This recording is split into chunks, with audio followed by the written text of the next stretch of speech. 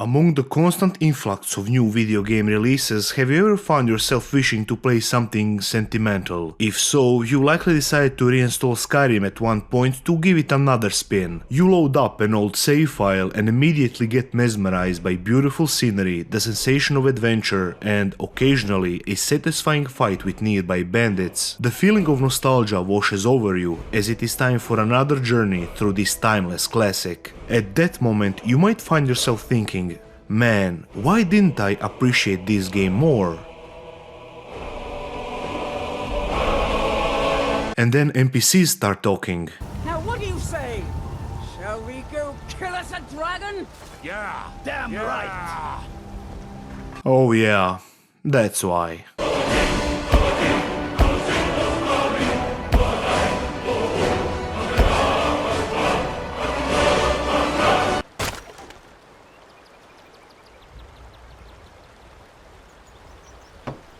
I think we should start with something simple and then build up from there. So my question to you is, what do you think of when you hear the word Skyrim? In my case, I remember November 11th, 2011, another boring day at high school. That day was especially hard to grind through because I knew that the moment I got home I would have a chance to try out a new epic from Bethesda that literally everyone on the planet was eager to play at the time. A massive open world RPG that focuses on adventure and player choices. I don't recall a single review that didn't give it a perfect score. However, whenever I try to remember my first experience, it was more of a mixed bag. It was okay, but something was missing. It simply didn't leave the impact on me that I had anticipated. But despite that, I definitely think that Skyrim is a really interesting topic to discuss. It's always entertaining to hear people talk about how they either love it or hate it, and I usually find myself agreeing with both sides.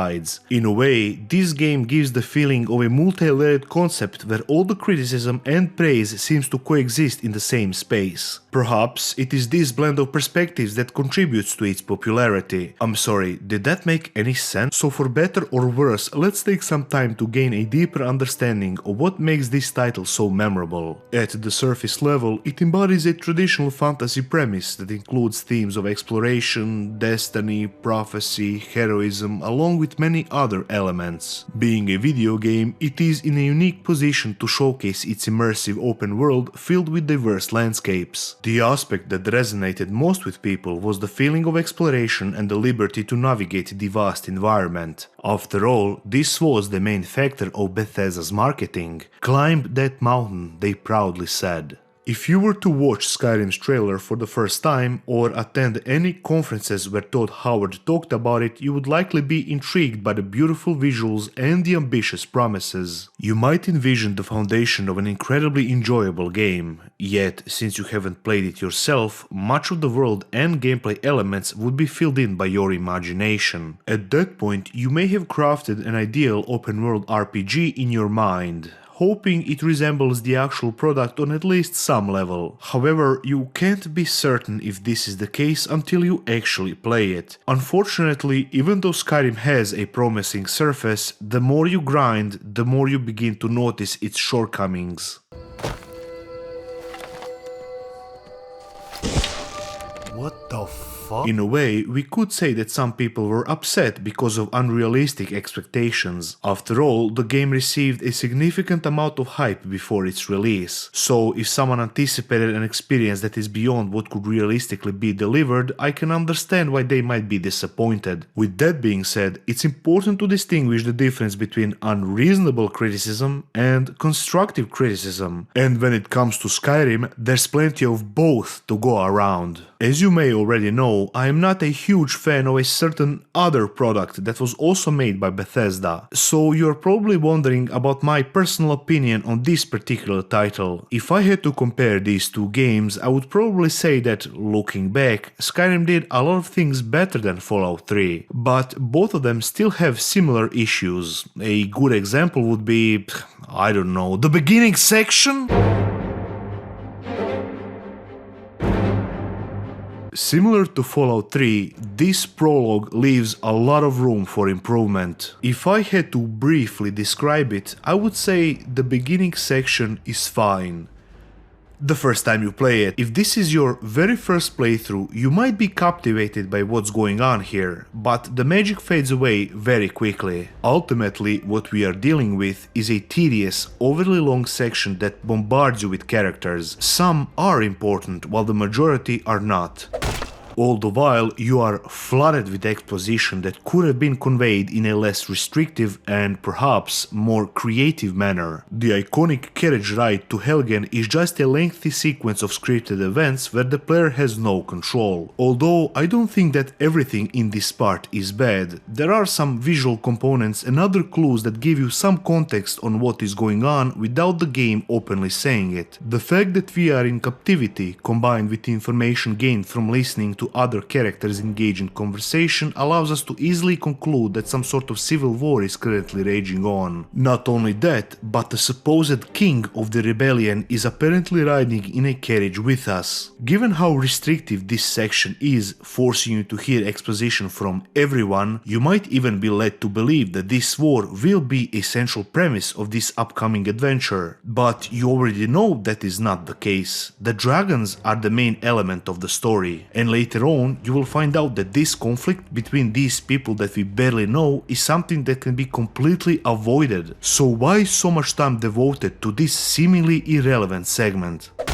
Before you can think about the answer, Alduin appears and starts wreaking havoc. This is the time when you finally get some control and start running around. You jump through burning buildings and generally try to stay alive until you come to your first choice of the game. You can either choose to follow the Imperial soldier Hadvar or go with the rebel Ralof. The reason I put choice in quotation marks is because it doesn't matter who you decide to follow. Both options serve the same purpose and both end on the same note. They are also completely linear and have no consequences on the overall storyline, which could be a poetic representation of what the rest of the game is going to look like, but let's not get ahead of ourselves. After you make your choice, a sort of tutorial will begin that navigates you through some of the core mechanics, such as inventory management and combat. By now you are probably noticing a UI that isn't vanilla, so this might be as good of a time as any to quickly go over the version of the game that I am playing. The recorded footage comes from Skyrim Legendary Edition with two mods installed, one being Sky UI because the original interface is a sin, and Static Mesh Improvement mod, which greatly improves the appearance of many static 3D models. Whenever I replay Skyrim, these two mods are the first thing I install. I definitely recommend both of these to everyone, even if this is your first playthrough. For a video like this, it probably wouldn't be wise to alter the game too much, but I think this isn't a major change. With that out of the way, let's get back to the tutorial. From now on, you have to go through a very linear level that teaches you about various aspects of gameplay, while the occasional text will pop up to give you further instructions. Even this entire segment is still pretty pointless and serves to waste even more time. To understand why, you have to ask yourself, what is it that the developers are actually trying to teach me here? I mean, sure, you get to fight some enemies, experience how to pick locks and learn a thing or two about sneaking, but all of it is pretty basic and I don't see how you could not learn this on your own. Some of the more complicated stuff like alchemy or enchanting don't even get mentioned here, which means that you can only learn them later on if you want to. I guess the main question here is, why is there another section that takes the control away from the player just so that you can be taught about how to pick up items and swing a sword? I'm sorry for complaining about this so much, but I don't like it when my time isn't respected. With all that I know now, the entire prologue of Skyrim could have been scrapped and replaced with you just starting the game and a dragon appearing out of nowhere for a main quest to trigger. Thankfully, we have mods for that, and we should also be thankful for the fact that the tutorial is over. This means that we can finally start playing. For now, let's disregard my criticism of the beginning section and focus on something positive. When you eventually leave that cave, you are free to do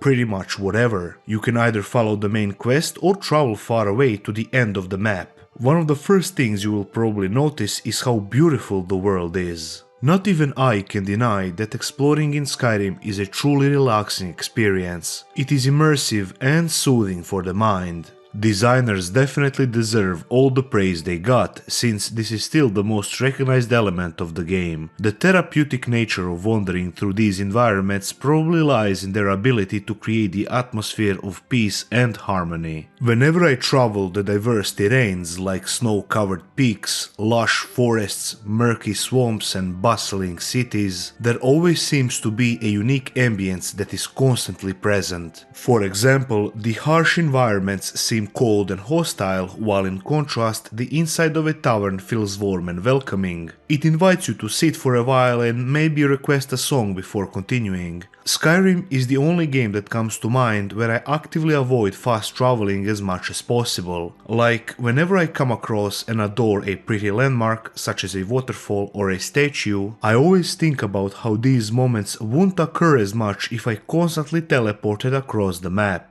Take for instance this one time when I came across some corpses near the Talos shrine in the woods. Among them was a dead Talmor agent with a note explaining how he was aware that there was a hidden Talos sanctuary nearby, so he decided to find it by himself. By the looks of it, he succeeded in that mission, but the worshippers didn't go out without fighting. Keep in mind, this is something you can come across if you wander about, so you are rewarded for going out of your way with an interesting piece of world building. Even dungeons, despite being repetitive at times, still feel captivating to explore. There is a sense of history to them that makes it fun to walk through the halls. Whenever I finish a dungeon and step outside, there is always this feeling of accomplishment. The open and beautiful nature contradicts the dark and forgotten setting of the tomb you just finished raiding. When you finally escape from that, you can fully let your guard down and be at ease.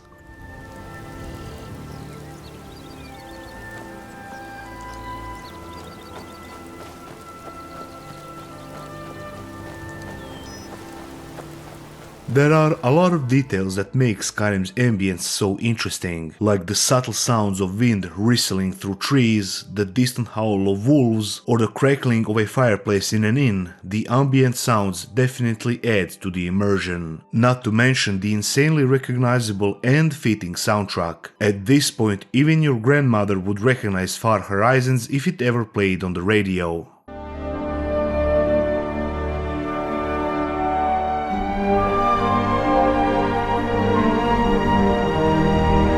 With the world looking so gorgeous, it would definitely be wise to learn something about it. Maybe by asking around I could find out all sorts of interesting things. My lord, we should send troops to Riverwood at once.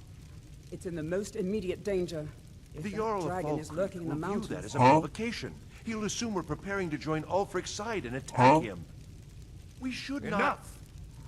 I'll stand to think that I would sit down at the same table with that Thalmor bitch. So the Jarl thinks you can be of use to me. Oh yes, he must be referring to my research into the dragons. Yes, I could use someone to fetch something for me. Well, when I say fetch, I really mean delve into ancient ruin in search of an ancient stone tablet that may or may not be there. Oh no!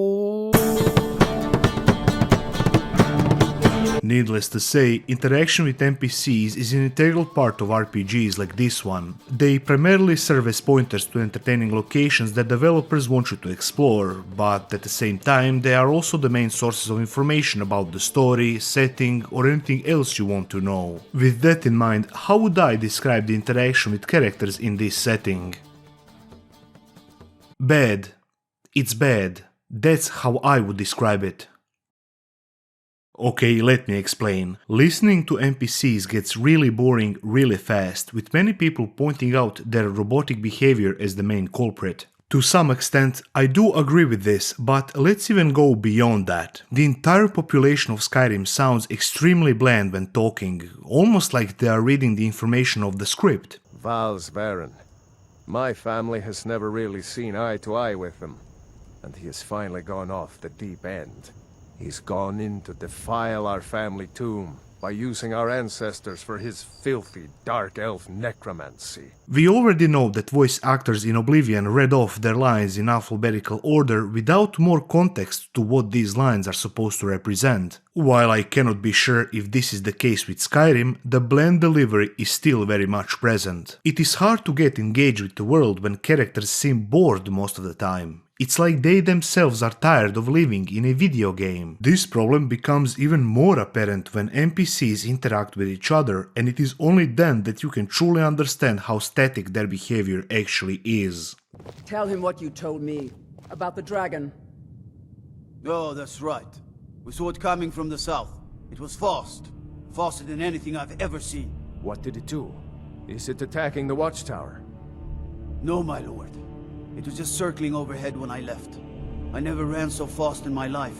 With that being said, I'm not entirely sure if dwelling on this one issue for too long would be productive, especially considering numerous other elements that Skyrim has to juggle. Perhaps voice acting is as good as they reasonably managed to make it. There are thousands and thousands of voice lines, so criticizing their delivery might be too much in this context. At the end of the day, the way you perceive NPCs is entirely subjective, so maybe this problem didn't have much of an impact on you. It is an entirely technical issue, so it is something I can overlook. But the technical aspect I can't overlook is the combat system.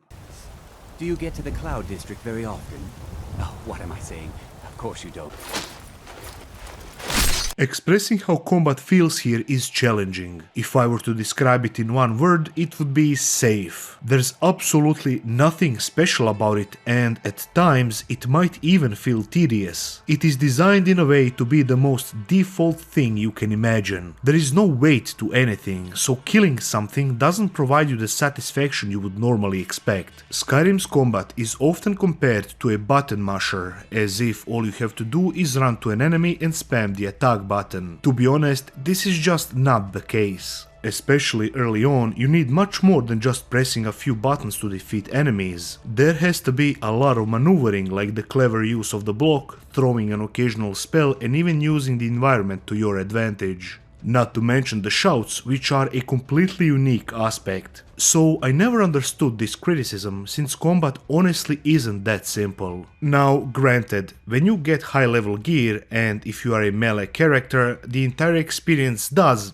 to some extent, devolve into button mashing. Since enemies no longer deal substantial amount of damage, any real strategy will only serve to waste your time. Which means that we can criticize the fact that the game gets boring when you get stronger, but the issue runs much deeper than that. Regardless of your chosen playstyle, the system inherently tends to favor a more casual approach to fighting. You would think that something like sneaking would require more tactical thinking when engaging enemies, but the sneaking mechanic itself doesn't have a lot going for it. There is only one real strategy, and that is to crouch and attack unsuspecting enemies to deal a significant amount of damage. Most of the time you will just be skulking around the dungeon so that no one can hear you. Even in this aspect, don't expect much of a challenge, since NPCs are mentally challenged. All you have to do is duck down and they will act like no one is there. If you go the extra mile and cast a muffle spell, you will be practically invisible. Speaking of spells, magic also leaves a lot to be desired. It is genuinely disappointing how uninspiring this feature is. In particular, if you want to learn a spell, all you have to do is read a book, and then practice it to upgrade skill points for the school of magic that spell belongs to. I don't know about you, but I feel like gaining the ability to conjure things out of the air or spewing literal lightning from your hands would require more than just reading some words on paper. Perhaps learning different spells could have been a more intriguing process, similar to what they did with acquiring new shouts. I just feel like the bar to learn such a mystical aspect of fantasy is too low. If it is that easy to grasp, why forge weapons at all? Encourage everyone to practice casting ice spikes until they become a master. At the end of the day, this is just my opinion. The bigger issue with magic is how it feels just like regular combat. There isn't a lot of room for experimentation, so it's pretty much just like swinging a sword. The best approach in almost every encounter is to pepper enemies with fireballs, rinse and repeat. To be frank, the developers definitely did try to reduce this repetitive circle by giving you a lot of interesting tools like staves, special spells, and other distinctive equipment. However, the more you progress, most of these gadgets will become obsolete. If you want to go out of your way and try to use these, it will definitely improve the overall experience, but at that point you are purposely handicapping yourself to have a better time. Although that is not always the case, there are actually useful items that you can always always use, like the paralyzing staff. So not everything is as bleak as it might appear. The most disappointing fact is how many great aspects of gameplay are wasted or not used to their fullest potential. To better understand this point, let's look at the most iconic enemies of Skyrim. Fighting dragons is really fun. They are constantly moving and always keeping you on your toes. If you fight in the open, they will land more, giving you more opportunities for close engagement. On the contrary, if you are battling in a town, they will interact with the buildings and even attack any bystanders, giving you even greater sense of urgency. When you kill a dragon in a populated area, people will ceremoniously gather around the corpse and watch you absorb the soul. It's such a small detail, but it adds so much meaning to these kinds of battles. It's almost like the people truly appreciate you fighting these monsters. So what exactly is the problem here? Well, there are just so many dragon fights. You will come across some of them in different areas of the map, since they guard specific locations, but most of the dragons you will randomly encounter by just wandering about. Midway through my playthrough, I was actively avoiding them as much as possible because I just wanted to go about my day. There comes a point when you're eager to finish a side quest and then suddenly one of them will appear out of nowhere, leading you to think, well, here we go again. Naturally, in a world that is threatened by emerging dragons, these kinds of events are to be expected, but why is there no variation to these fights? Every dragon behaves the same, so there is no need to adjust the strategy. It was fun in the beginning, but after I killed 10,000 of them, I kinda got bored. Not to mention that there will be no incentive for these kinds of fights, since you will have so many dragon souls at that point that you will be set for the rest of the game. Unfortunately, there is another major aspect to the dragons that, in truth, represents a greater issue with the gameplay.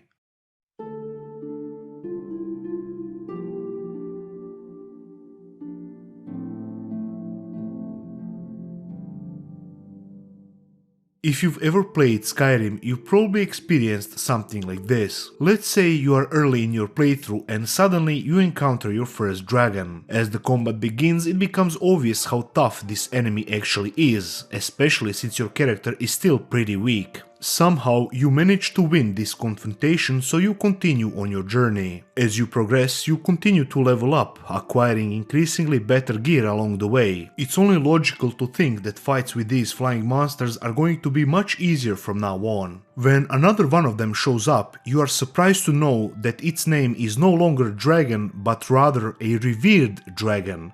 Strange, right? Another thing you will soon find out is that despite your new gear, this dragon can kill you in one hit. And then, at that moment, one sentence will cross your mind, and it will probably be, what the fuck just happened? Well, you, my friend, just got a taste of something called level scaling. If you're lucky enough not to know what that means, it is basically a lazy level design method used by developers because they don't want to design an actual, level. In other words, level scaling is a mechanic that adjusts the difficulty of enemies, the quality of loot, and other gameplay components based on the current level of your character. So, if you enter a dungeon, the enemies will spawn based on your present statistics. In theory, level scaling definitely does sound useful, since players can go pretty much anywhere they want, whenever they want, because the algorithm will always babysit them. On the other hand, developers don't need to put any substantial work into designing the map, since enemies will always spawn accordingly. Down here in reality, however, it is a totally broken system that destroys any fun you might have with the game. It goes completely against everything that RPGs like Skyrim are trying to achieve.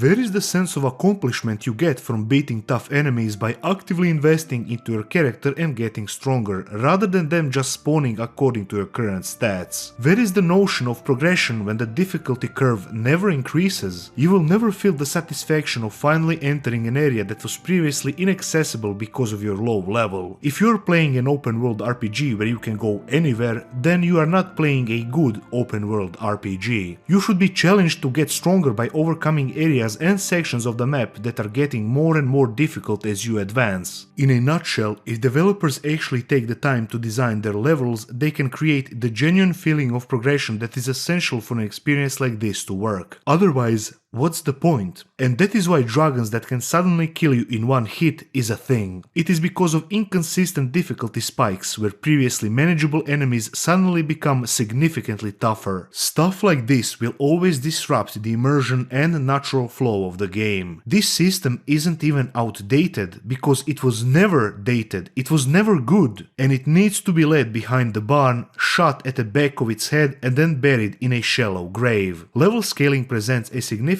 problem in many other titles created by Bethesda. At some point I truly hope that they will get rid of this mechanic, and believe me, it is a much bigger detriment than you think it is. Copious amounts of issues like these can be tied to other parts of the gameplay. For example, there is a lot of criticism directed at Skyrim's leveling system, primarily how uneven or badly organized it is. Skill trees like one-handed or two-handed get bashed for being bland, since most of the perks in this section just give you bonuses to damage or any other similar stats. In all honesty, I don't see how this feature could get any better. Like I mentioned already, the fighting is quite straightforward, there is no real tactical depth or combos that can be utilized, so I'm not sure how skill trees like these can be done better. Only if you overhaul the entire structure of the combat, which I feel is a completely different topic. For what it is, I could say that it is fine, since I already came to terms with this part of the gameplay. Despite that, there is a lot to say about how level design is handled in other skills, and with that I would like to start with smithing. The armory is full, my lord. The armory is full, my lord. The armory is full. Smithing is a seriously important feature that probably everyone should invest in. It gives you the option to create the best weapons and armor in the game, as well as the ability to upgrade them. For such an important mechanic, the design is surprisingly poor and simplistic. The best example would be to highlight how inside the Elder Scrolls community there is a joke surrounding the iron daggers and dwarven bows. The reason why is because crafting these two items constantly gives you the most efficient way to reach the skill level of 100. In other words, among the diverse equipment and weapons you can forge, the best option to upgrade smithing is to constantly gather basic resources so that you can only spam these two items. It is an incredibly simple framework that focuses on grind and feels like a missed opportunity for something that could have been a really interesting crafting system. Let's take, for example, the already mentioned iron dagger. Now, let's say you created 2000 of them. By Skyrim's logic, creating 2000 regular iron daggers gives you the necessary skill and knowledge to create Daedric armor, a legendary equipment that is almost impossible to reforge or reshape in any way, since the Daedroth's immortal nature is part of the metal itself. At the same time, Daedric weapons are especially enhanced by having an angry Daedroth's visage trapped inside that is constantly hungry for blood.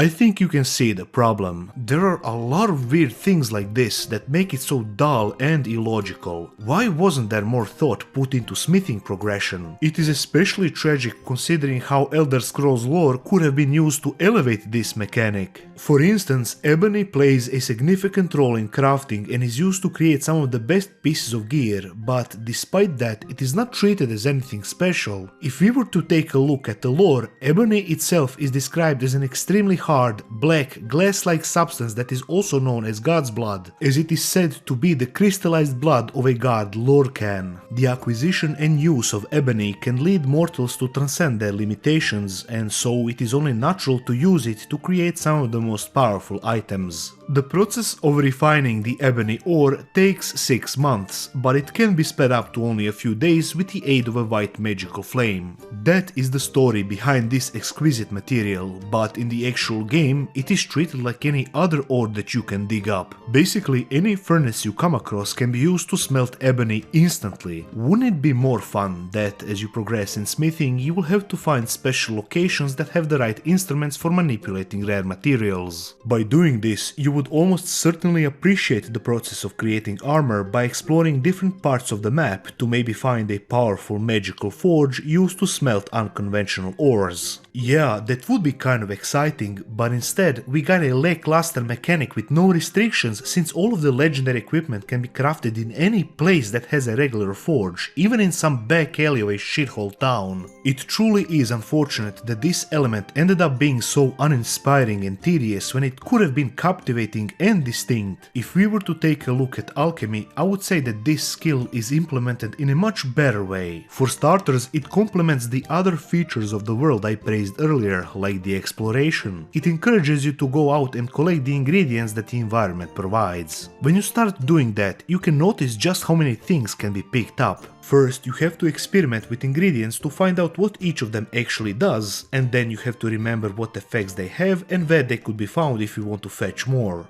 Going that extra mile will provide you with the ability to create all sorts of potions and poisons. Enchanting has a similar appeal. It creates this very intriguing concept that encourages you to search dungeons, castles, and various other locations for magically enhanced items that you can then disenchant and use in your own projects. There is definitely this gotta catch them all mentality that adds more layers to the exploration and motivates players to scavenge as much as possible. Enchanting in general gives you a lot of versatility and is very useful for a long-term investment, especially when you reach level 100, since then you can place 2 enchantments on a single item. I wanted to praise other skills as well, but unfortunately this is as far as I can possibly endure without mentioning these 3. These perk trees are just awful. How do I even begin describing them? Well, let's start with this one. Lockpicking is probably the worst skill you can spend your perks on. The main reason why is because this mechanic somehow manages to be even more straightforward than combat. The basic gist of it involves rotating the lockpick and finding the sweet spot to open a lock. This is all you need to know. It is in many ways a minigame that is both extremely simple and repetitive. Since there is no real depth to it, the perk tree is also completely mundane. Let's see what you can get if you have decided to invest and completely max out this field. There are 2 skills for level 100, one of them is called Unbreakable, and with it your lockpicks will never break when trying to open a lock. Cool, at first it is easy to see how something like this can be useful, but then I remembered that at one point you can get the Skeleton Key, which is a tool that basically gives you the same ability without requiring any perks. Okay, so that was pretty useless. What else is there? The other skill is called Master Locks, which makes Master Locks easier to pick. Notice that the phrase is not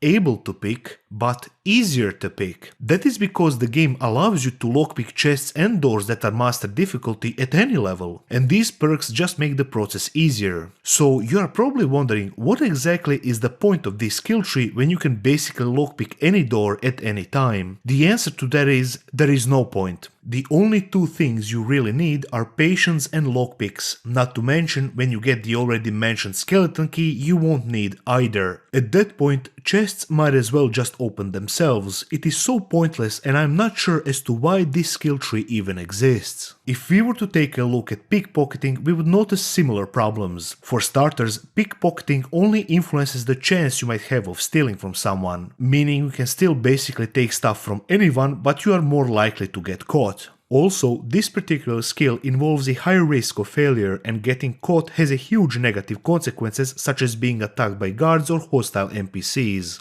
The chance of success in pickpocketing is influenced by the value and weight of the item being stolen, meaning you have no real control over whether or not you will succeed, making the system unreliable and frustrating. At the end of the day, what exactly are you upgrading here? You are basically investing the points to enhance statistic probabilities rather than more meaningful or interactive benefits, which is something that can be also said for the last horrible skill tree on our list. Before we continue, I think it would be for the best to first point out what speech actually does. Usually, you would think that a skill like this is somehow connected to conversation with NPCs, more specifically, a way to convince them to do something they usually wouldn't. Similar to something you would find in Fallout, where this type of interaction is one of the primary elements of the game. However, things are a bit different in Skyrim. Speech generally refers to how well you can barter with NPCs when discussing prices of various goods. Basically, it is an ability that helps you in getting better deals for items that you are either buying or selling. There are times where this skill can be used in actual conversation to intimidate or pursue someone, but this element is so minuscule and non-important it is barely worth mentioning.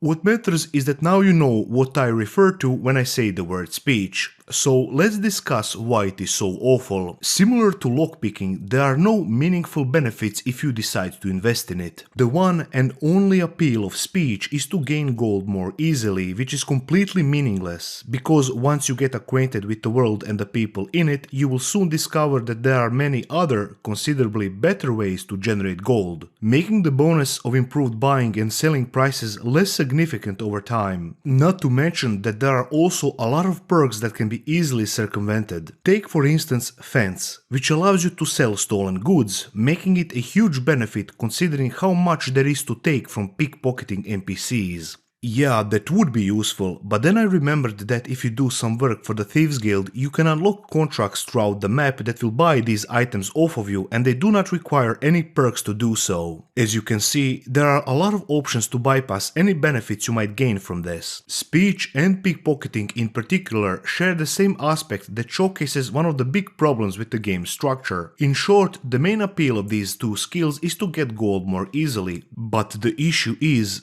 money has no real value. What do I mean by this? Running a little light in the pockets, lad? Your pockets. They're a little low on coin.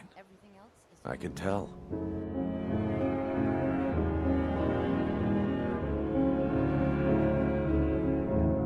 Well, having a good economy is an obstacle that a lot of open-world RPGs just don't overcome. Unfortunately, Skyrim also falls into that category, with money losing almost all of its value midway through the game. One of the main reasons why is because getting gold is pretty easy. There are a lot of opportunities for generating coins, whether through exploration, scavenging, or completing quests. Keep in mind, this is something you will be doing on the side without putting any effort into making gold. But if you want to go out of your way, you can simply take all the daggers you've made with smithing and enchant them with banish, and then sell them for absurd prices to vendors. This abundance of resources allows you to accumulate wealth relatively easily. The other reason why the economy is so meaningless is because honestly, there isn't anything worth buying. Just ask yourself, what exactly is there to spend your money on? What useful items do vendors truly provide? I guess the first thing that comes to mind is potions if you don't practice alchemy. Maybe a soul gem now and then, and on special occasions you might even buy a house. But a lot of stuff that you actually need, you will just craft yourself. Essentially, there are no significant expenses that are crucial for maintaining a balanced economy. Very soon you will become so rich that even small fees you have to pay won't be a problem anymore. And yes, I do acknowledge the fact that balancing such a delicate aspect is extremely complicated, and many other titles have this same issue. So even though the situation is almost as bad as the real world economy, I am prepared to give this problem a free pass. I also understand that some decisions in creating an open world video game deserve a benefit of doubt, even if they don't make sense. A good example would be how you can find modern day currency in ancient tombs, or how abandoned areas have fresh food sitting around. Things like this I am prepared to accept. However, there are a lot of design choices that I can't just overlook because they are,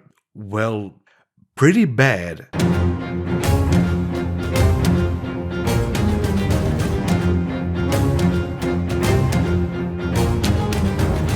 There are so many elements in the world that just don't make sense or are lazily slapped together. I already looked past awful deliveries when it came to voice acting, but that was just one aspect in the sea of problems. These issues include things like when one actor voices 40 characters. Add to that the absolutely subpar writing, and then we really are in trouble. People in Skyrim just don't seem to care, or more accurately, they don't convey the feeling like they care. A person can talk about the loss of their entire people in ancient wars, but they will tell the story in the most undramatic and bland way possible. The twisted forms you've seen didn't occur overnight. It isn't a plague or a disease that ravaged our species. The dwarves may have stolen their sight, but it took many generations for them to become what they are today. Like, do you even care? Everyone, And I mean everyone is too damn nice. At one point there will be an option to join the Dark Brotherhood, a literal guild of assassins, and on your first day people will say shit like, yeah, you're part of the family now, we look out for each other. Sorry, what? A lot of factions like this one have absolutely no depth or substance. I think that the companions perfectly illustrate this. During their questline, you will eventually clash with another group called the Silverhand, who serve as something of an opposition to the companions since they are determined to wipe them out. The problem with both of these groups is very similar, and that is how shallow everything about them is. What do we actually know about these Silverhand people? Why do they have such aversion to werewolves? What is their backstory for being so aggressive, and what is their ultimate goal? You are never provided with any meaningful answers. Yet, despite this, I was genuinely curious about this group, so I decided to find something on my own. Even online wikis about their lore is laughably short and they don't even address any of my questions. So that was the waste of time, and at the end of the day, the Silverhand only exists because developers needed a faceless antagonist for this portion of the game. The companions themselves are not much better either. Everyone in the group has probably the most generic story imaginable, like how they used to fight for money and other meaningless material things, but then they discovered this brotherhood and how everyone genuinely cares for them and blah blah blah. Problems like these are noticeable in all the guilds that you can come across. Yet, this issue goes beyond horribly written factions and has a lot to do with how the quests are designed and conceptualized, so it is something I will mention again in the later section. The main topic I wanted to discuss is how everyone is so one-dimensional. Even the NPCs you can take with you on adventures will always say the same stuff, and it will never change even if you decide to marry them. I felt a notably stronger connection with hundreds of identical dragons that I slaughtered than I did with my own wife. Everything seems static and predictable, like there's no dynamic to what you do or say. During the questline in Winterhold, there will be a point where this advisor from the Aldemari Dominion will come to you and demand that you confront someone who just came to the college and claims to be from the Sijic Order. I'd like to know why there's someone claiming to be from the Sijic Order here in the college. More importantly, I'd like to know why he's asking for you specifically.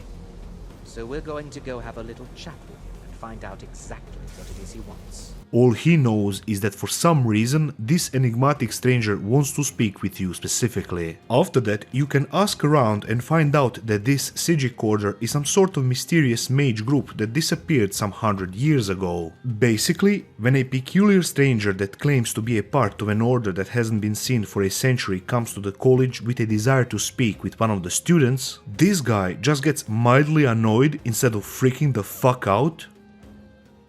Okay, I guess my main issue in all of this is that characters speak, but they do not seem to care about the meaning of what they say. Like, they just say stuff, but the words are hollow. All of these limitations make interacting with NPCs highly unsatisfying. There will be times when I feel like I'm wasting my time listening to them, since the stories they tell have practically no meaning. There's this constant notion like there's no cohesion to anything because everything seems crudely glued together. Believe me, I say this as someone who genuinely likes this game. I played a lot of it in the past and will continue to do so in the future. It is hard to talk about its shortcomings, especially when there are times where Skyrim knocks it out of the park. There are some great features that give the world so much meaning. For example, when you finish certain quests, some characters will react to that in interesting ways. When you find out that the murderer in Windhelm is a royal mage, you convey this information to the steward. The steward then rewards you and the quest ends. But if you decide to stay a little longer, you will notice that the steward will literally take the guard with him and go arrest the wizard.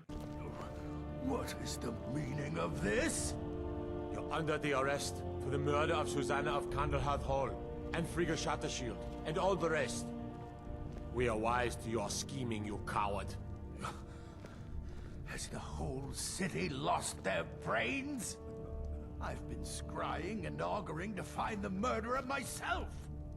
Make your excuses from the Bloodworks, wizard. This is something that happens after the quest is done, so you don't need to even stick around for this part, but they still wanted to go that extra mile to show the impact of your actions. I would also add that when NPCs say that they are going to a certain location, they will actually walk all the way there and you can even follow them. Also, On basic level, there does exist some interconnection between certain characters and events. Oh, yes! Yes, the kindly stranger can certainly help.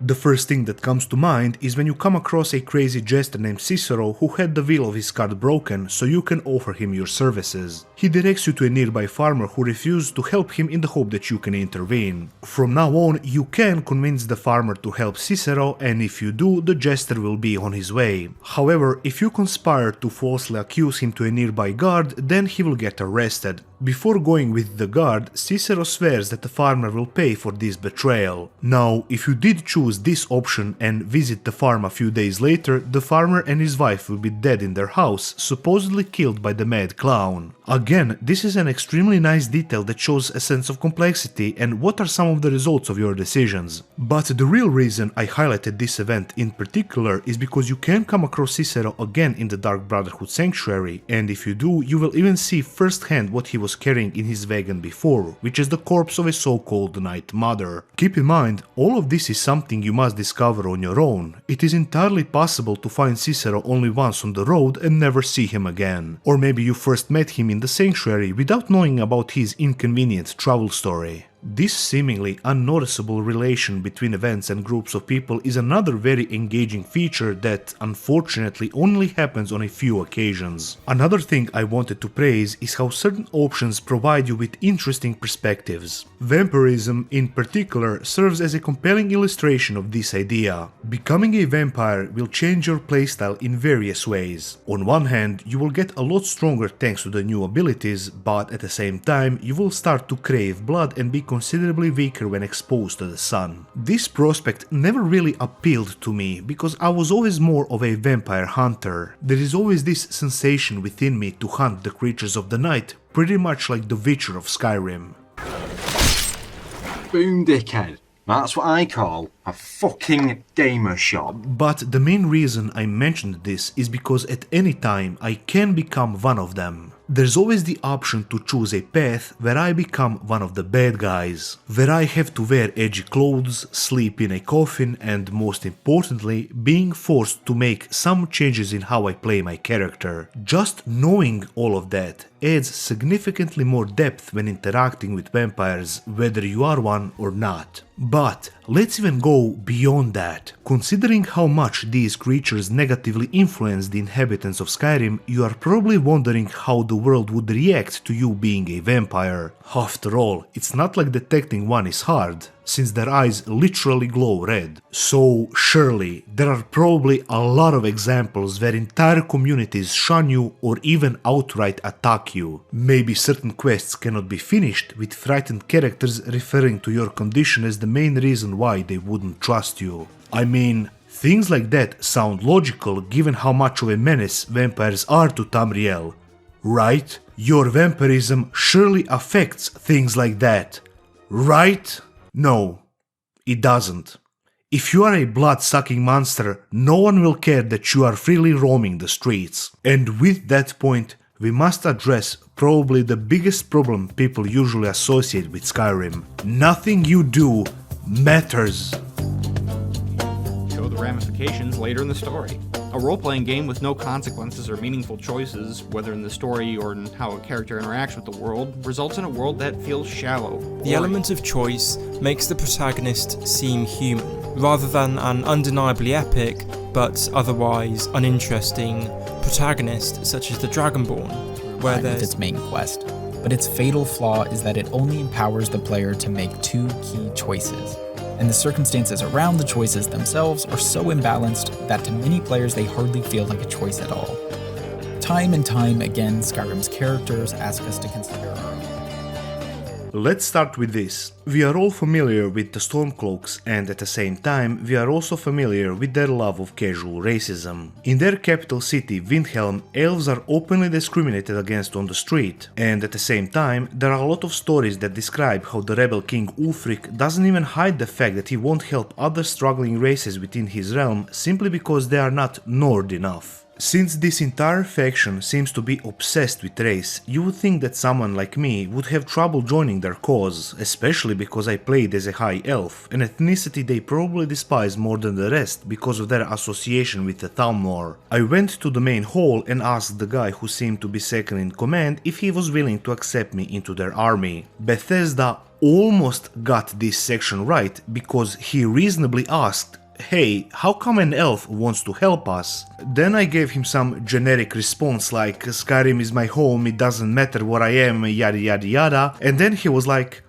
"Okay, that is good enough for me, here's a quest to prove yourself, best of luck." And then you can just continue following their questline and your race never gets mentioned. I'm sorry, but what the fuck? You might be wondering how come I am so fixated on this one topic, and that is because race is one of the first things you can choose when you start playing, and it seems that this choice has almost no impact on the story itself. Sure, there are minuscule gameplay bonuses for certain races, but other than that, your appearance will have no impact on the setting. The setting that clearly has prejudices for certain types of people. The entire time this was happening, I couldn't help but think of Arcanum, a PC classic and probably one of the best RPGs ever created. One of its major appealing factors was the amazing and believable design of the world, where players' choices held significant sway. At the beginning, race is also one of the first things you can choose, but most importantly, this attribute will have a very important impact on the playthrough. What you choose here will, in some way, already shape your journey. Based on this one characteristic, the world and the people inside it will treat you differently. In some cases, you will be cut off from entire questlines, or sometimes not even be allowed in specific locations. The issue of race also comes up pretty regularly, to the point where two different characters will have two completely unique experiences. There is this real feeling that everyone has certain beliefs, and how you are treated based on your appearance reflects that. In no way was I expecting Skyrim to have a system this deep, but at the same time, I was also not expecting it to be this shallow. I mean, sure, NPCs sometimes comment on your looks when you walk past them, but in the terms of the gameplay, there is only one instance I can think of where your race comes into effect, and that is when you want to enter an orcish stronghold. If you are an orc yourself, then there will be no need to finish a quest to be welcome inside. You can go in straight away. Out of my entire playtime, this is the only example I can think of. This is it. I'm sure there are more, but those I didn't notice. It is such a shame that this one element wasn't utilized to make the setting more layered and captivating.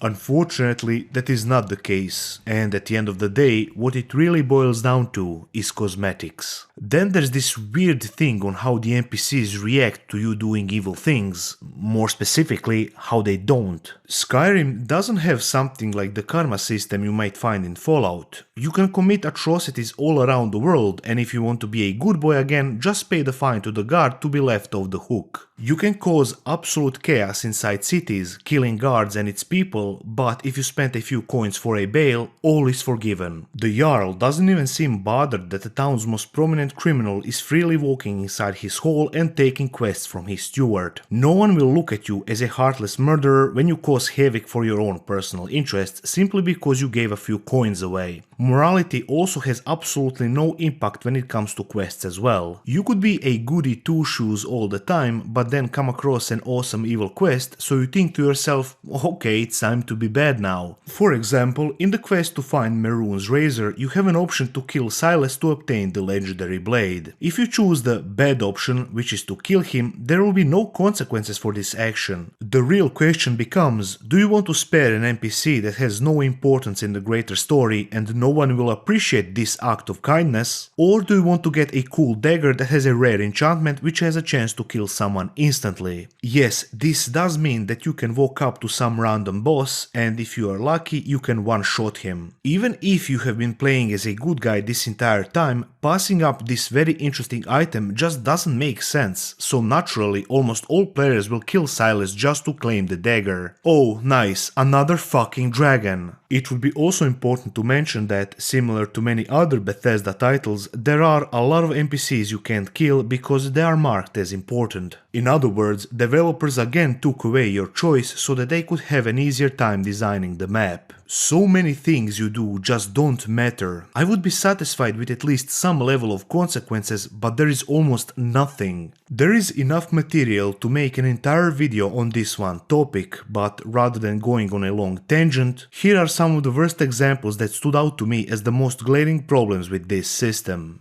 Uniforms. Dress up as an Imperial soldier and take a walk to the heart of rebellion in Windhelm. No one minds you wandering about. The same thing if you take the Stormcloak armor and enter Solitude. I am so glad that people tolerate my presence. It's not like there's civil war going on or something. Now that I think about it, if you finish the Civil War questline, people will talk as if the war is still happening. Save the world from the Dragon menace? We definitely don't remember that, but we sure as hell remember that block of cheese you stole when you first came into town. Your freedom is now forfeit, criminal scum. In all honesty, I can't complain about this part too much, since why would I even notice something like that? There are no tangible changes in the world after you save it. Dragons are still casually appearing everywhere as if Alduin is still alive. Like I mentioned earlier, morality also means nothing here. No one cares or bothers to mention that time you decided to cannibalize a priest. The only crimes you have to pay for are if you murder and steal from random NPCs outside of quests. Also, marrying someone has no impact on them as characters since they will always behave the same. So weddings, like many other things, are just something you can do with no real results. Save the man from execution, people still refer to him as being dead. Sacrifice your friends to cult rituals, no one seems to mind. And so it goes on and on and on. Which leads me to the most egregious thing the game allows you to do. When working for the Dark Brotherhood, one of the quests tasks you with killing the Emperor. Yes, the ruler of the Tamriel Empire can be assassinated. Can you possibly imagine how many complex and serious problems, both immediate and long-term, would emerge from killing such an important governmental figure? Things like political instability, social unrest, economic disruption, cultural impact, loss of leadership, security concerns, and many more similar complications would probably shake the very foundations of the country in which we live. And do you think any of that gets shown in the game? Do any of these very important issues surface and impact the world of Skyrim? I don't even need to ask you, you already know the answer, which is absolutely not. Even after committing regicide, people don't seem to notice or worry for the dead ruler or for the assassin that is currently on the loose. No political changes that affect your region of the empire ever take effect. As far as everyone is concerned, it is business as usual. You have to understand, this isn't just a minor story issue. There are a lot of interactions you can have with the empire faction in the course of your playthrough. The most prominent one is that during the Civil War you can side with them to defeat the Stormcloaks, and how does this assassination affect that questline? Thankfully, the game does account for this. Even Bethesda agreed that this kind of action must have some impact. If you kill the Emperor, you can no longer help the Imperials win the war, which absolutely makes sense and finally adds some weight to the consequences of your action. Nah, I'm just kidding, you can absolutely still do that. General Tullius doesn't even give a shit that the Emperor's murderer is openly doing his dirty work. Get pranked, son!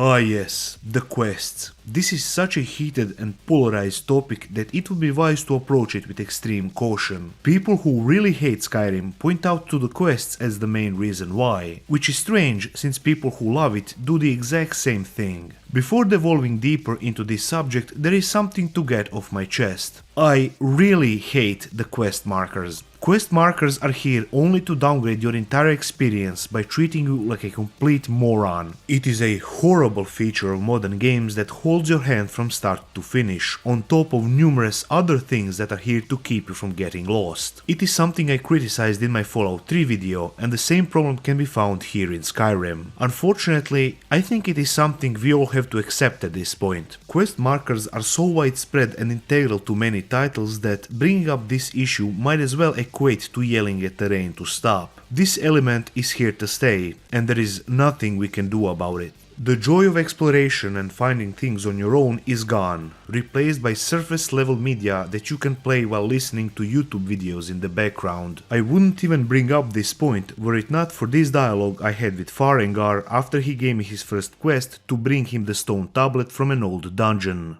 An old tomb, built by the ancient Nords, perhaps dating back to the Dragon War itself. Ah, maybe you just want to know how to get there. It's near Riverwood, a miserable little village a few miles south of here. I'm sure some of the locals can point you in the right direction once you get there.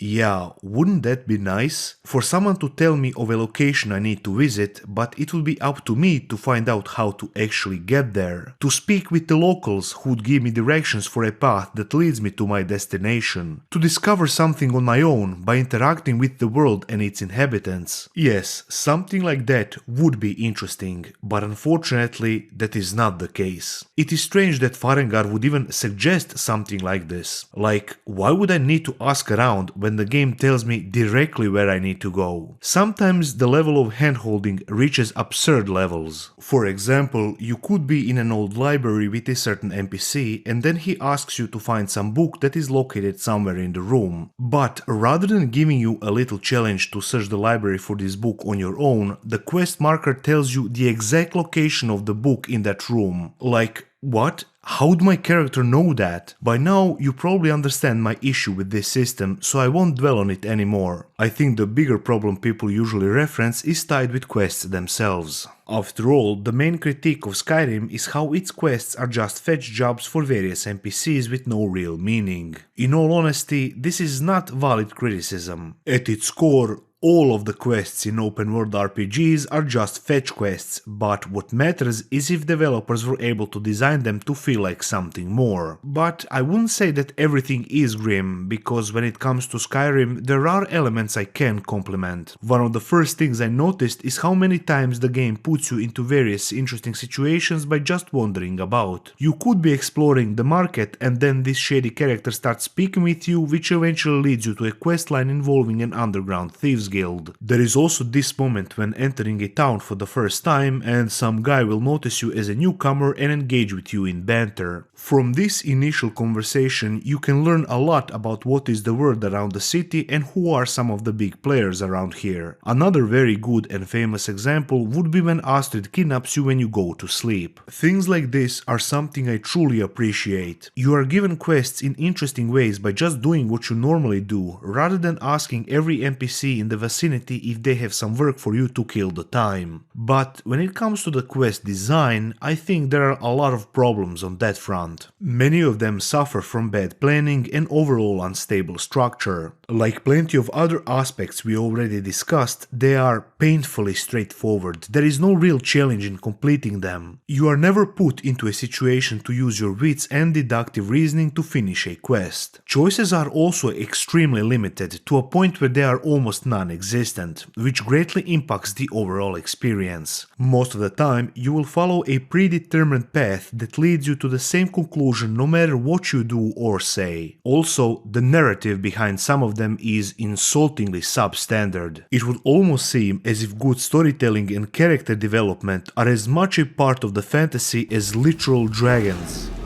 Oh, fuck. I can't believe you've done this. Normally, I wouldn't bash Skyrim so hard, especially considering how games like this are difficult and complex to make. But at some point, we have to acknowledge the painful truth that is in front of us. I won't deny that there definitely are some quality moments, like that time you wandered into an inn and some random guy asked you if you wanted to participate in a drinking contest. After passing out from getting absolutely shit-faced, you are awakened with a hangover in some temple. What follows after that is a long search to piece together what happened the last night and talking to various people that point you to the next direction. At the end of the road, you find out that your drinking companion is indeed a Daedric prince named Sanguine who gives you his stuff as a reward for all the hard work you put into tracking him down. There are a lot of drawbacks with Skyrim's structure that keep this quest from being excellent, but despite that it is still well executed. If only there was more room for experimentation, I believe there would be more examples like this one. The bottom line is, there are some exceptionally good quests, but the vast majority of them are just so underwhelming that at some point they almost feel unfinished. There are numerous instances where you have to read somebody's journal to progress the story. Am I led to believe that all of the important characters keep their darkest secrets written in their diary just so that the player can conveniently come by and read all about their plans? You might think that this is a nitpick, but there are so many examples of this to a point where it becomes comical. In a world filled with numerous fantasy elements, why is the act of reading somebody's journal the best developers came up with when advancing the story? Many, if not all, of the problems associated with quests are best represented when working for various factions. There are several groups and guilds throughout the world for whom you can do different tasks. Generally, this is where the bulk of your side quests will be coming from, and they are a great depiction of what makes them so mediocre. From design and layout to backstory and narrative, there are a lot of things that are wrong here. We can look at the companions first, since I already mentioned them before. The companions are a warrior guild who are hired by the public to perform dangerous jobs such as killing giant monsters attacking local farms. It is also later revealed that some members have the ability to transform into werewolves. With a backstory like that, one might believe that joining them would be really cool. Unfortunately, it's not. Most of the work you will be doing for them include traveling to dungeons or caverns for poorly thought out reasons. This is especially egregious since raiding tombs is something you will be doing for the majority of the game, so this is an extremely lazy way to give you something to do, and believe me, the companions are far from being the only ones doing this. Even when fighting their adversaries, the Silver Hand, it is not much different than killing normal bandits anywhere else in the world. There is not even a distinctive look to them, they are just humans with swords, shields and hide armor. This entire questline is immensely vapid, providing you with some of the most generic tasks to complete and backstories that are dubious at best. We could say that the experience is average by Skyrim standards, but that is not saying much. Also, at one point, you have to become a werewolf if you want to finish their story. I personally always thought that being Dragonborn is enough for my character. I never felt the need to acquire the ability which would transform me into a monster. It is fine if you prefer it differently, but why is the quest forcing me to become one? It's as if someone in the office thought, hey, why bother with creating an option to refuse this gift?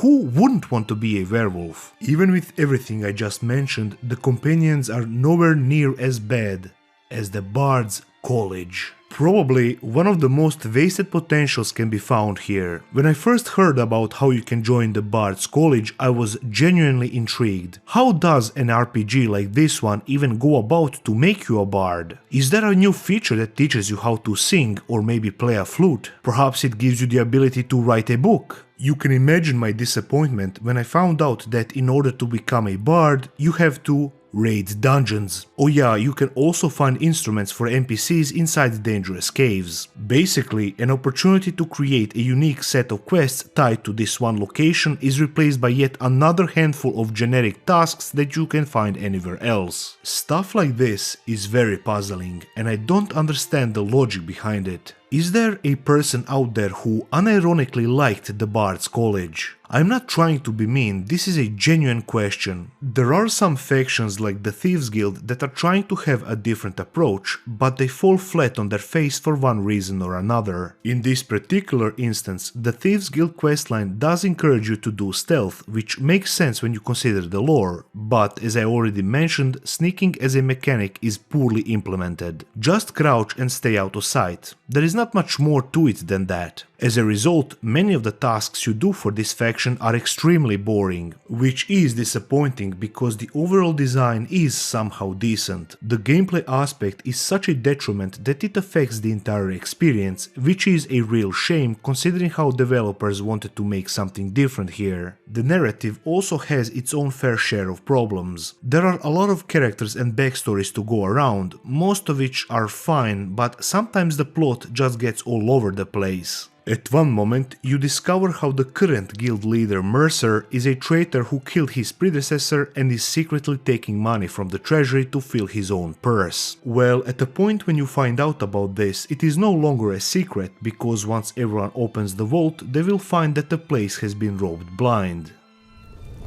The gold, the jewels. His old gun. That son of a bitch. I'll kill him. Vex, put it away, right now. We can't afford to lose our heads. So let me get this straight. Members of the Thieves Guild are mad that somebody stole from them.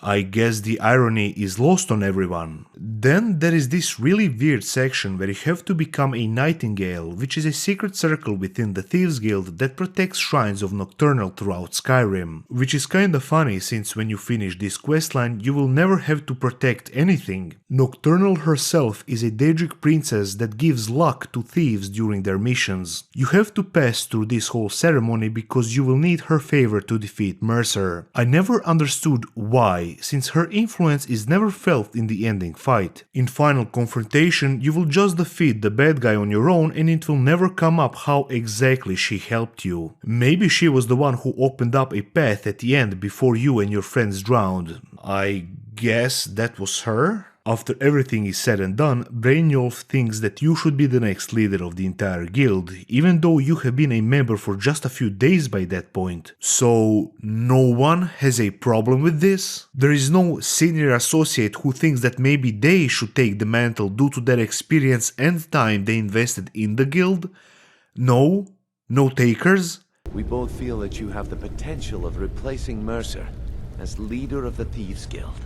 Bro, I just got here! I feel like the entire narrative has no real direction, so stuff just happens. The part with Nocturnal also doesn't make any sense. You are basically forced to submit your soul to her in exchange for a low-grade armor set and a useless spell. This entire section could have been done better, but a lot of the issues are directly tied to the already mentioned flawed mechanics. Meaning there are very limited options on how to approach this questline. The Dark Brotherhood is almost identical in some aspects. For starters, it also has a very promising beginning. To join this group, you will first have to speak with Aventus, who is in the middle of performing the Black Sacrament, which is something of a ritual used to call the Dark Brotherhood assassins for murder contracts. When you start the conversation with him, he mistakes you for one of these assassins and asks you to kill Grelad the Kind, a deplorable owner of the orphanage that is located in Riften. If you actually complete this quest and wait for a few days, you will receive a mysterious note, presumably from the real Dark Brotherhood, implying that they are aware of your actions. After receiving this letter, you will get kidnapped the next time you go to sleep. The conversation that follows in this secluded shed is a breath of fresh air. It is a unique event that finally shows you something distinct. The mysterious assassin named Astrid will explain how you stole the contract from the Brotherhood by eliminating Grelad, and now you must rectify the situation. She then assigns you the responsibility of killing one of the other kidnapped individuals that are currently tied up in the room. If you do it, Astrid will be impressed by your commitment, and then you will gain access to the secret sanctuary from which the Dark Brotherhood operates. It is here that you will get acquainted with all the shady characters associated with this organization. All in all, there definitely is a good foundation here. Also, this new and unique tone might appeal to many players, as now they are able to engage in morally ambiguous narrative. The overall atmosphere of the Dark Brotherhood creates a sense of complexity within the entire organization, almost like there is something more sinister beneath the surface. As you spend more time with the guild, fascinating facts about the group will occasionally emerge. Things like how they manage contracts, what their history is, and so forth. There is a lot to dig in here, and I do appreciate when the people around me have an actual backstory. Unfortunately, lore on its own is not enough to carry the game, and at some point you will have to start doing quests, most of which will just involve going to a location and killing your designated target. In a way, this does make sense. After all, this is what the Dark Brotherhood is all about. My biggest complaint is the lack of variation. Killing someone almost feels like grocery shopping, rather than executing a well-designed plan that a skilled assassin must pull off. Well, you will get the chance to do exactly that, because eventually you will be led to meet with Amand, a member of the Elder Council who wants the Emperor dead. What follows is a series of tasks you have to complete to prepare for this big assassination. There are a lot of things that need to be done, like getting rid of security, tying up loose ends and so on. It was almost like getting ready for a big heist, so I kinda liked this part. But when the time comes to execute the plan, you are double-crossed and caught by the Empire. After that point, you will have to fight your way out of Solitude and travel to the Sanctuary, only to find out that everything is on fire and many members are already dead. It is up to you to rescue the survivors, and eventually you will discover Astrid, who is barely clinging to life. In her final moments, she admits that she was the one who betrayed you by selling you out to the Imperials.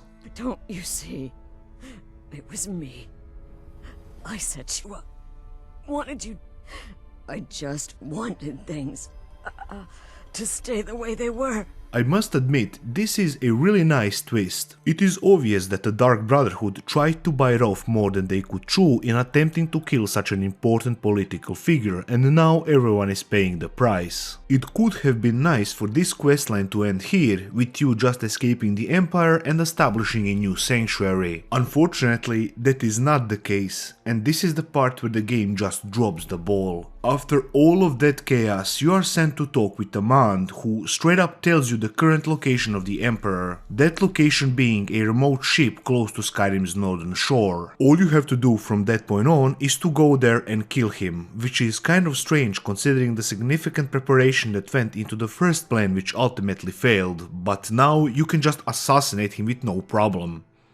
Okay, after doing that, you receive your payment and use the funds to establish a new sanctuary near Dawnstar, and the questline ends with you becoming the new leader of the Dark Brotherhood. A lot of people like this segment of the game, and in some way I can understand why. For me personally, I am rather conflicted. The entire section feels underwhelming, mostly because of some weird decisions in regards to the overall layout. I wish there was more focus on good elements, like better quests that demand more from you than just going to a place and shooting someone from afar. I also feel like there are some plot holes in the story, and before we get to that, I should mention that I am in no way an Elder Scrolls historian, nor do I proclaim to be. I have general knowledge about the lore, but even with that, sometimes I notice things that just don't make sense. For example, during your stay at the Sanctuary, you will find out how the contracts for assassination are created. Those who wish to have someone assassinated pray to the Night Mother by performing the Black Sacrament, and she extends their request to her listener, which is like a special person who can hear the Mother speak. But at the same time, we know that the Mother didn't speak to anyone for 12 years, so how did Astrid know that Aventus performed a Black Sacrament, and more importantly, how did she know that I was the one who stole the contract? Things like this make me think that the Dark Brotherhood really isn't as impressive as other people make it out to be. It has its low points, but we will probably appreciate it more when we take a look at the next faction I wanted to cover. Not even Falmer.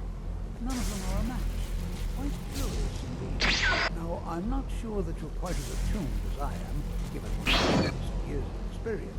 College of Winterhold is probably one of the worst factions in the game, and I don't even know where to begin with explaining why. I guess I could first point out how there are multiple NPCs that suggest for the player to visit this college if they want to learn magic. So it would only sound logical to stop by this place for someone who wants to grasp how to cast spells. Before you can enter the college, you will need to demonstrate your magic affinity, and once you do that, you can start a questline that is immediately available when you go inside. It begins with a professor by the name of Tolvdir giving a lecture on magic and teaching his students how to use wards. So far, so good. I mean, this is the reason why I came here, to learn more about sorcery and how to use it. Unfortunately, the next lecture is to take place, and you will never believe this, in an ancient tomb. I know, what an amazing and original idea. I think you already know where this is going. The expedition goes south while searching for some sorts of amulets, which forces you to fight numerous Draugr in the hope of finding an escape from the dungeon. In the chaos, you discover a mysterious sphere that puzzles even your professor. It is up to you to explore the meaning behind this orb and what it actually does. I suppose this college always employs its first year students to conduct research on ancient relics that could hold all sorts of unpredictable dangers. While trying to do all of that, you will get approached by a monk from the Sijic order who might have some insight on the topic. At one point, the Thalmor agent that was hanging around betrays everyone and is now holding up behind some sort of barrier. Now, no one can get to him, so you are sent to explore another ancient tomb to find an item by the name of Staff of Magnus to break the force field around the orb. After doing that and finally getting rid of the barrier, you must kill the traitor in a heated fight. Sending the bastard to an early grave finishes the questline, and then you get promoted to the highest position in the college, the Archmage. Wait, what? Here, consider these yours, and the Archmage's quarters as well. I shall be here for advice, should you need me. What just happened? That's it? I was just having my first lesson in magic and now I am the Archmage of the college? So let me get this straight, this entire questline revolves around finding an ancient magical artifact by the name of Eye of Magnus that holds immense capability. The climax of the said questline is at the end when you must grapple with the uncontrollable power of the Eye by confronting a traitorous Thalmor agent. For your troubles, you are rewarded with leadership status within the college and unique prizes tied to arcane mystery. My problem is that during this entire event you don't need to use magic and you are not encouraged in any way to do so. There are a few times in the quest chain where some spells need to be used briefly to progress, but other than that, you can beat this entire thing without touching any magic. At least the Thieves Guild had some emphasis on sneaking through clever design of its quests, and sure, sometimes it wasn't the best experience. However, at least there was some incentive to do stealth for a faction that bears the name the Thieves Guild. But here, they don't even try. Yeah man, you don't have any perks in any of the schools of magic and you only know how to cast a few basic spells, but nevertheless, here, you are now an Archmage, without being a mage. It is so nonsensical that I struggle to comprehend what exactly is the point. By now, you've probably already noticed a pattern. Everything happens too fast, and it's challenging to fully grasp the gravity of many events. The questline in the College of Winterhold revolves around a magical artifact that holds immense amounts of power. However, the way everything plays out, you might only perceive it as a floating ball in the middle of the college. At times, I found it almost funny how everyone takes this object so seriously because it wasn't presented as something that should be treated with caution. Also, completing a few quests for a faction is apparently enough to become their leader or at the very least be promoted to a higher position of authority. These titles are completely hollow because they never come up in other conversations. If you are someone who enjoys completing as many side activities as possible, by the end of the game you will have a significant amount of influence in almost all of the groups currently inhabiting Skyrim. Yet, for being such an important figure in the world, no one notices this or brings it up. You are practically treated as any other person who happens to come by. You can probably already notice how this ties in with the point I made earlier in this video, specifically how your actions don't have any consequences. In other similar RPGs, the things you do are mostly reflected in conversations and how other people treat you rather than through direct gameplay. This means that there is at least some effort put into showing you that the game acknowledges your choices. It is unreasonable to expect a deep level of player progression where your actions must be reflected at every point during your journey, but Skyrim doesn't even try to hide the fact of how little impact you have. You can be a werewolf, Archmage of Winterhold College, leader of the Dark Brotherhood, the Thieves Guild, and that is on top of being a Dragonborn and destined to save the world from dragons. And none of these accomplishments seem to mean anything. At this point, it's strange that I cannot become an emperor, and the last I heard, there is an open spot. A lot of complications like these could have been avoided if only they toned down some of the events. For instance, if I'm doing some tasks for a certain faction, I don't need to ultimately become the leader of the said faction. Additionally, why give an option to kill an emperor and create unrealistic expectations from your audience? Just make it somewhat less important, like another member of the Elder Council. Changes like these are so easy and would remove a large portion of the criticism directed at the game. Sadly, this is only a partial solution since a lot, if not all, of these quests suffer from having a very linear structure. There are never moments where your choices create a branching storyline, something that is a big detriment. Everything always plays out the same, making you feel like you are just along for the ride. Like I said before, I have no intention of comparing Skyrim to other RPGs like Arcanum. In other words, I won't compare it to titles that placed a big emphasis on your choices and how your actions affect your surroundings. But there definitely should have been more options when progressing to certain events. This doesn't even need to be complex. In the Thieves Guild, just allow the player to choose between saving the guild or destroying it by giving a possibility to either help Carlia or Mercer. In the Dark Brotherhood, there could have been a possibility to branch out in different directions by allowing you to join up with Cicero instead of Astrid. Surely, implementing some of these changes can't be that difficult, and they would greatly enhance the gameplay by adding layers. If it really is that hard, then only add them to bigger side quests. I mean, goddamn, give me anything but this. Another weird thing that always stuck out to me is how many subpar or terrible items there are out there. A vast majority of armor and weapons that can be found when investigating dungeons or finishing quests are absolutely awful. Which is a shame because there's so much stuff to find, ranging from swords, axes, helmets and many more, but why are they so horrible? Just ask yourself, how many times did the weapon you found have a terrible base stat along with a lame frost enchantment?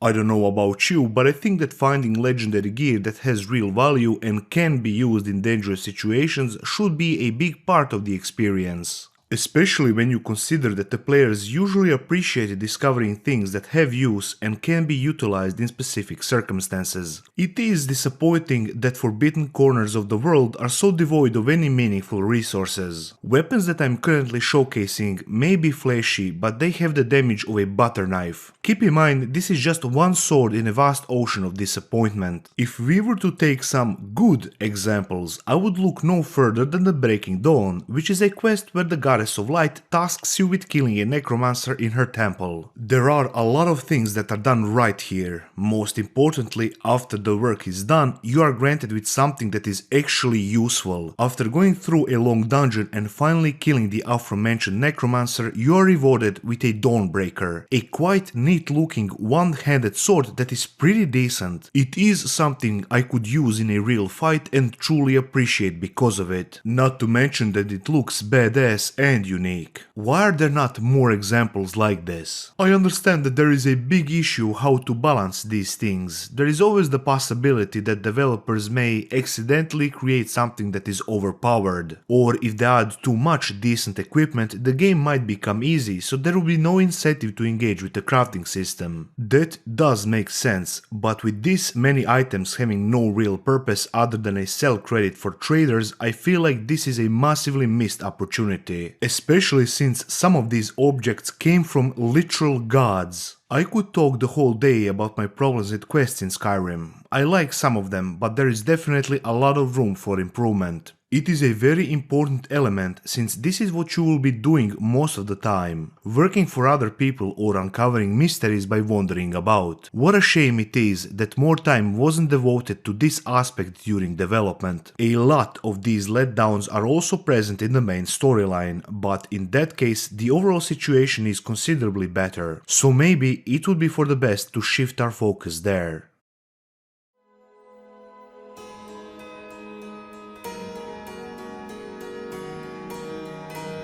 I usually ask myself, how many people have actually completed the main questline in Skyrim? How many have defeated Alduin and gotten the victory speech? A large portion of the people I talked to never even finished it because they got bored after grinding as many side quests as possible. There's so much stuff to do on the side that it's easy to get distracted from actually saving the world. I mean this in all the right ways. It is good that you have something to do other than fighting dragons. Even with that, the main quest itself is pretty okay, I would say. It is definitely the most fleshed out and somehow coherent when compared to all the other stuff I saw, which of course makes sense. This is the main premise of the story. By now, we all know that the plot focuses on a player who takes on the role of the Dragonborn by discovering their innate ability to absorb the souls of dragons. One of the main tasks is to learn about the return of the dragon Alduin, prophesied to destroy the world. The entire journey involves uncovering ancient knowledge, gathering allies and mastering the dragon shouts to confront Alduin and prevent the apocalypse. The story is somehow generic and perhaps predictable at times, but it fits the setting and does the job well enough. Some of the characters, however, are absolutely dreadful.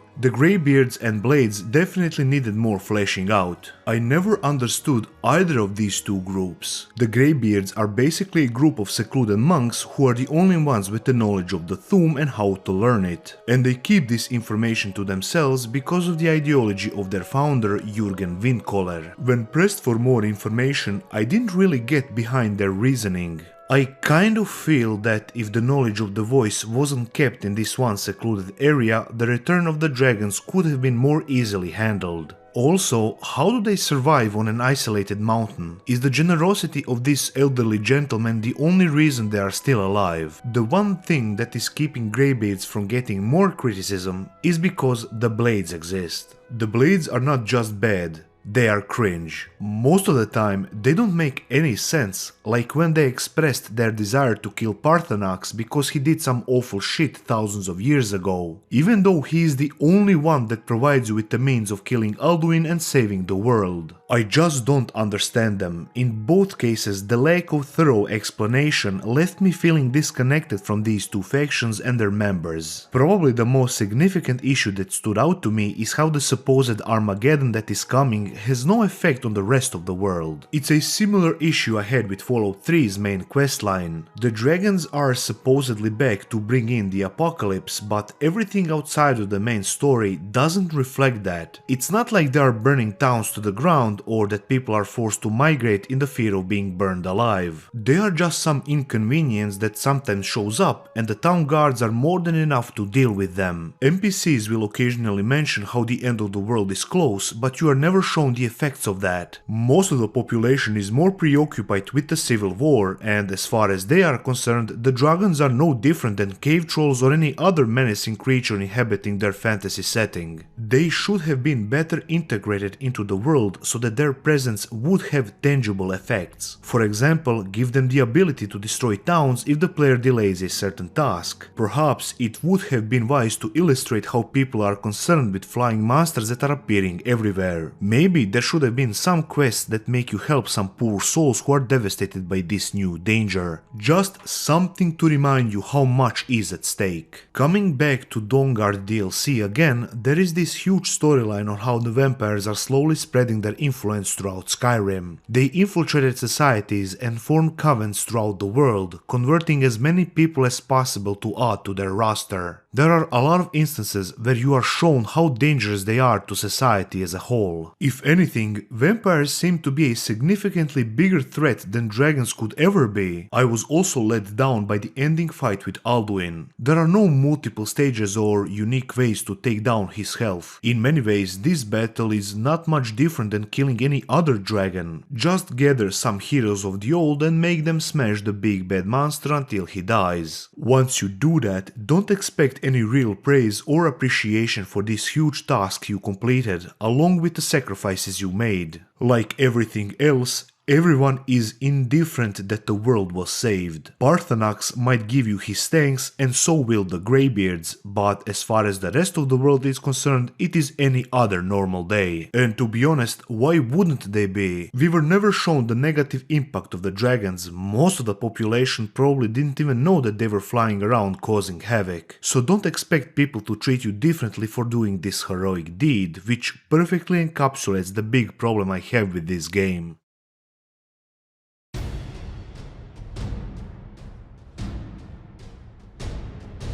The combination of many letdowns unfortunately shows us just how much of a disappointing experience Skyrim turned out to be. We could discuss numerous drawbacks and lament about missed opportunities, since there are a lot of elements that are underdeveloped, such as surface level mechanics, repetitive quests, lack of innovation and limited role-playing. All of these problems represent why the game is currently receiving considerably more criticism than it did before. Probably because over the years, people might have become disillusioned with its initial appeal. The setup itself is genuinely pretty great. it installs this mental image in which you think there is more to this world than there really is. But that feeling definitely evaporates when you actually explore it. It is important to mention that even among many underwhelming moments like these, Skyrim does have occasional pockets of brilliance. In some way, I can acknowledge that the scale of its open world is a triumph in itself. And like many other similar titles, there is a very big dedicated community gathered around it. The numerous issues I mentioned can be easily circumvented by just installing mods. Some of them greatly improve or straight up add to the experience. There is this major critique that centers around the fact that the fans have been the major factor in improving Bethesda's games for almost 15 years now. There is a good discussion to be had about this topic, but at least we can appreciate just how much people care about this series as a whole. In the vast ocean of disappointment, I think that is something we can genuinely value. Such is the impact of the dedicated Elder Scrolls community and the memory of Skyrim.